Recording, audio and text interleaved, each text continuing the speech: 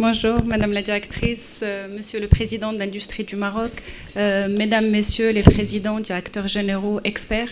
Je souhaite d'abord féliciter l'Industrie du Maroc et Hicham El-Haïwi pour l'organisation de cette magnifique rencontre.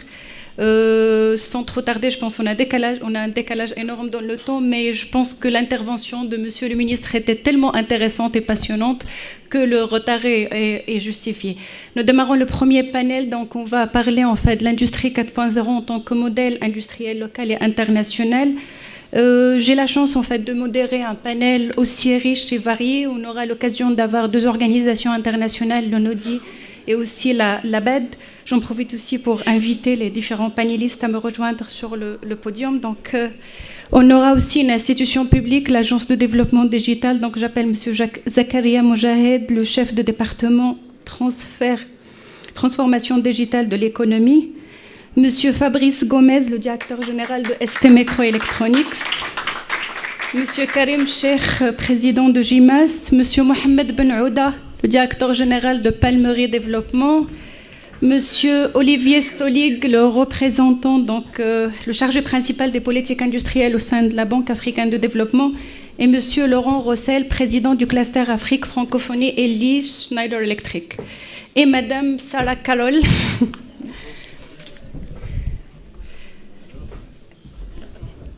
de Grow Global, qui nous vient en fait de Londres.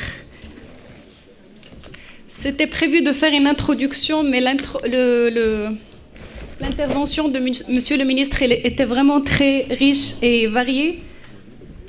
Je tiens quand même en fait à projeter quelques slides, de dire à quel point, quand j'étais en train d'écouter tout à l'heure l'intervention de Monsieur le Ministre, j'ai dit je suis fière parce que je suis finalement aussi marocaine, et j'ai dit je suis vraiment fière que ça se passe au Maroc et que le Maroc il est vraiment aujourd'hui, il parle vraiment un langage international. Il y a une présentation, je ne sais pas.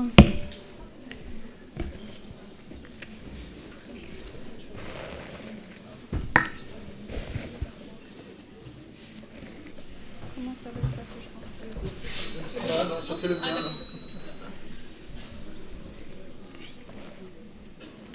Je ne sais pas pour les supports techniques comment ça va se passer pour passer les slides. Je voulais juste peut-être vous parler très brièvement de l'ONEDI. En fait, nous avons toujours la chance d'être partenaires en fait, des rencontres organisées par l'Industrie du Maroc. L'ONEDI donc, est l'organisation spécialisée des Nations Unies en charge de développement industriel.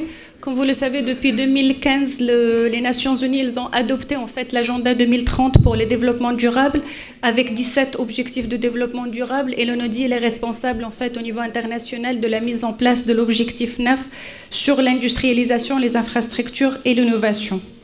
Pour ce faire, donc, on travaille avec les pays partenaires. Dans le Maroc, le Maroc il a adhéré à l'ONEDI en 1986 et depuis, en fait, nous accompagnons le Maroc dans plusieurs chantiers liés au développement industriel. Do you have the tool? Okay, they will pass. Okay. Can I do it? Can I do it because of it? Okay, so. Je voulais juste introduire un petit peu la 4e révolution industrielle, mais en fait, l'intervention tout à l'heure, elle était tellement riche que je passe ce slide. Et je voulais aussi vous parler un petit peu des défis mondiaux en fait, auxquels le monde fait face et comment aujourd'hui l'industrie 4.0 vient répondre à ces défis. L'un des défis majeurs, c'est le changement climatique qui impacte les économies, notamment les économies africaines, en l'occurrence le Maroc. Et donc comment aujourd'hui l'industrie 4.0 pourra vraiment être une opportunité. Il y a la question de la migration aussi, en fait, qui est un élément très important. Je parlais des objectifs de développement durable et nous sommes vraiment très conscients au sein des Nations Unies que la 4e révolution industrielle va vraiment aider pour l'atteinte de ces objectifs. Nous n'avons que 10 ans, en fait, pour réaliser les ensembles des objectifs, notamment tout ce qui concerne, en fait, la réalisation du zéro faim. Passe, please.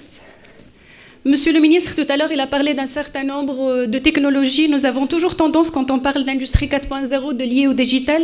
Mais en fait, le concept, il est beaucoup aussi plus large. Monsieur le ministre, il a mentionné tout à l'heure pas mal d'exemples, notamment en parlant en fait, de la police de Dubaï et comment aujourd'hui l'industrie 4.0, elle est aussi Il peut servir pour tout ce qui est question de logistique et de déplacement. Bien sûr, sur la question de digital, il y a pas mal de concepts que nous avons aussi, que Monsieur le ministre l'a évoqué, notamment l'intelligence artificielle, l'Internet des choses. Il y a aussi des applications très importantes dans le domaine de biotechnologie et comment aujourd'hui, en fait, l'industrie 4.0 pourra vraiment aider quelques domaines, notamment le domaine de la santé et de la médecine. Il y a la question de l'énergie et de l'environnement, avec en fait tout ce qui est smart grid, les biofuels. En fait, il a mentionné tout à l'heure les drones, tout ce qui est utilisation aussi des drones aujourd'hui dans le domaine des énergies renouvelables, ne serait-ce qu'une application en fait. Par exemple, Monsieur Belkhiat, il a parlé de start-up, non, des start-up en fait qu'on accompagne aussi dans le cadre d'un programme sur les clean tech. Il a proposé des drones pour en fait nettoyer, pour le nettoyage et la maintenance des cellules photovoltaïques dans les parcs solaires. Passe, please. La suivante. Monsieur le ministre, il a aussi parlé d'un point très important, c'est la nouvelle géographie en fait de la production et des investissements. Dans l'introduction, la vidéo d'introduction et dans le mot de Monsieur le ministre et Monsieur le vice-président de la région, ils ont parlé en fait des 3 premières révolutions. Et la particularité de ces révolutions, c'est qu'elles étaient en fait beaucoup plus localisées. La première révolution, en fait, c'était beaucoup plus au niveau de l'Europe, la deuxième au niveau de l'Asie et de l'Amérique du Nord. Et la quatrième, sa particularité, c'est qu'il n'a pas de frontières et que c'est une révolution en fait qui va changer un petit peu le paysage aujourd'hui de la compétition internationale, mais tout ce qui est flux des investisseurs étrangers. Passe, please. Je reviendrai pas sur tout ce qui est en fait changement en fait qu'il y aura lieu, que ce soit au niveau des politiques, institutions, entreprises, mais on aura l'occasion de parler de ça dans le cadre du débat. Passe. Et Monsieur le ministre, il a mentionné aussi beaucoup de sujets, en fait, des défis, des opportunités pour les pays en voie de développement et des pays, en fait, comme le Maroc. Tout à l'heure, on aura aussi une vision régionale de la part de la Banque africaine de développement. L'un des défis majeurs, en fait, c'est la question de l'éducation et de la formation. Comment aujourd'hui, on pourra produire, en fait, des profils qui vont accompagner cette révolution. J'étais tout à l'heure très ravie, en fait, lors de la séance de networking, de rencontrer à l'université de Fès et de voir, en fait, qu'aujourd'hui, on a une école sur l'intelligence artificielle. Je sais que dans la nouvelle feuille de route aussi de l'OFPPT, je pense que vous allez le citer tout à l'heure, qu'il y a tout l'axe digital, en fait, au niveau de l'ensemble des cités. Donc, c'est un point très important. Monsieur le ministre, tout à l'heure, en fait, côté opportunité, je pense qu'il y a un certain nombre de challenges pour les pays en voie de développement. Notamment, cette révolution, cette 4e révolution, elle permet en fait une intégration rapide dans les chaînes de valeur internationales. Il a parlé en fait de rattraper le retard. Aujourd'hui, en fait, il y a un développement qui se passe au niveau international. Et la chance qu'on a en fait au niveau des pays en voie de développement, c'est qu'on peut rattraper rapidement ce retard et qu'on peut en fait profiter de ce développement. Il y a tout ce qui est aussi opportunité dans le cadre de domaines de l'environnement et de l'énergie, car ça permettra aussi en fait de faire beaucoup de réduction de l'usage des ressources. Passe, please. Je voulais juste rapidement vous parler un petit peu en tant qu'organisation internationale ce qu'on fait en matière d'industrie 4.0. Je voulais juste vous dire que tout ce changement, en fait, dans l'ONUDI est une organisation spécialisée. Notre métier, en fait, c'est d'accélérer le développement industriel dans le monde, s'assurer qu'il y a beaucoup plus de création d'emplois dans l'industrie, et c'est quelque part les objectifs de PAI. Et s'assurer, en fait, que la part de l'industrie dans le PIB au niveau des pays, elle est importante, notamment dans un continent comme l'Afrique, où on croit vraiment que le développement de l'Afrique passe inéluctablement par le développement de son industrie. On agit sur plusieurs domaines, notamment on a beaucoup de projets de coopération technique. Nous avons eu le plaisir de signer le mois de mars dernier avec le Maroc un programme en fait de partenariat qui, sur les 5 années à venir, où il y a l'axe industrie 4.0 et commerce en fait qui font partie de 6 sujets sur lesquels on va travailler. On travaille beaucoup sur tout ce qui est recherche et politique, notamment l'ONUDI chaque 2 ans, il a un rapport international, c'est le rapport sur les développements industriels. Et on vient de présenter la semaine dernière à Abu Dhabi le nouveau rapport sur le développement industriel 2020 qui a mis l'accent sur l'industrie 4.0. Je reviendrai sur les grandes conclusions. On travaille aussi sur un sujet très important, en fait, qui dit industrie 4.0, parle aussi de tout ce qui est aspect normatif et qualitatif. Donc, en fait, on travaille beaucoup sur tout ce qui est développement des normes et des standards, développement des partenariats, mais aussi tout ce qui est information sharing, en fait, partage de l'information, notamment à travers des rencontres internationales comme celle d'aujourd'hui. Passe Nous avons aussi beaucoup de publications que je vous invite à consulter aussi sur notre site web. L'une des publications phares, en fait, c'est l'Industrie 4.0 Opportunities Behind the Challenge, une publication sur l'Industrie 4.0 et le domaine de l'énergie. Et comme j'ai cité tout à l'heure, en fait, nous avons présenté la semaine dernière le rapport sur le développement industriel 2020.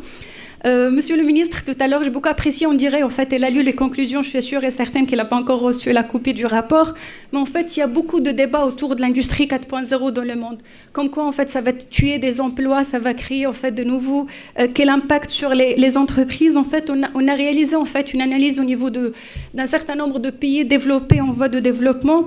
Et la conclusion en fait, globale, c'est que, comme Monsieur le ministre l'a dit tout à l'heure, c'est que l'industrialisation va continuer et va être en fait un meilleur élément pour le développement et la croissance mondiale.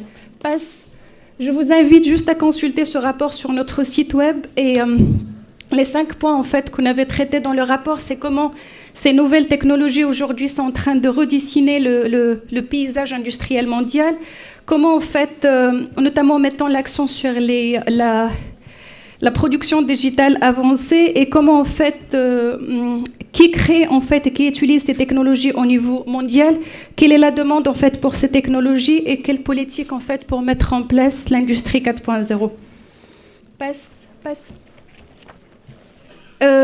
J'aurai l'occasion d'avoir, comme j'ai dit tout à l'heure, un panel très riche où il y aura des interventions qui vont montrer aujourd'hui en fait que l'industrie 4.0 c'est vraiment une opportunité pour améliorer la compétitivité des entreprises et augmenter sa productivité. Et c'est prouvé aujourd'hui, en fait, au niveau international, notamment dans le cadre du rapport que nous avons réalisé, que l'industrie 4.0 elle a un impact très positif sur l'entreprise, pas uniquement l'entreprise, mais aussi sur le volet social, notamment en termes en fait, des retombées environnementales.